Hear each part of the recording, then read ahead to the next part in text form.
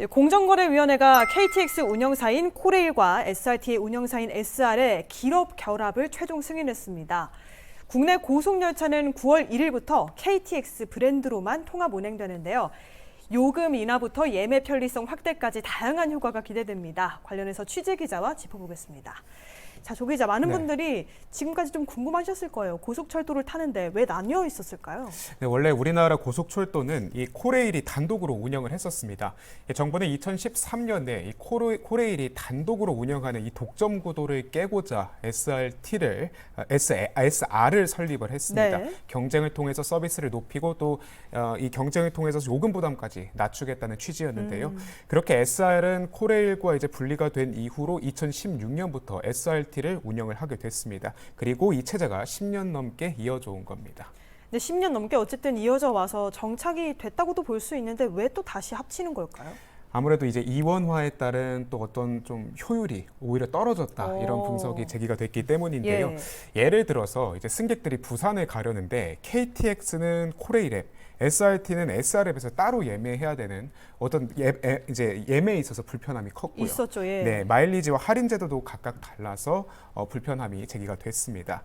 운영 측면에서는 두 기관이 이 본사 조직과 차량, 정비 시설을 각각 운영하면서 매년 수백억 원의 이 중복 비용이 발생을 했고요. 네. 또 고속열차의 경우 열차 두 대를 이제 이어서 운영하는 중련 운행으로 좌석을 이제 확대할 수가 있었는데 지금까지는 이 KTX와 SRT의 소속이 갈라져 있다 보니까 아무래도 한쪽에 남는 열차가 있어도 다른 쪽에 유연하게 또 결합하지 못하는, 투입하지 못하는 이런 한계도 있었습니다. 네. 예, 정부는 이제 운영 효율을 높이고 좌석 공급을 확대하기 위해 이번 통합을 추진했다 이렇게 생각을 하시면 될 것 같습니다.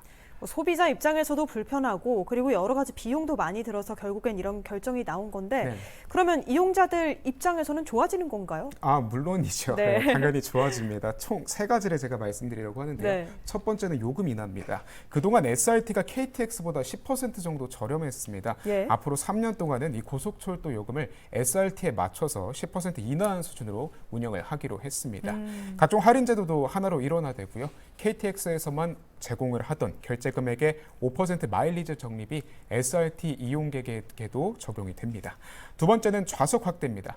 앞서 언급했던 이 중련 운행을 확대해서 주중에는 15,000석 이상, 주말에는 17,000석 이상 좌석을 확대할 계획입니다.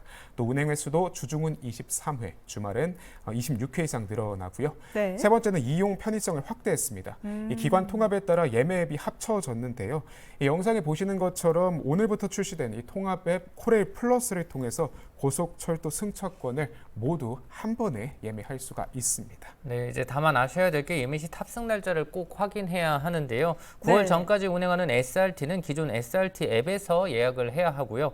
9월 1일부터 운행하는 통합열차는 오는 5일 오전 10시부터 코레일 플러스에서 예매할 수가 있습니다.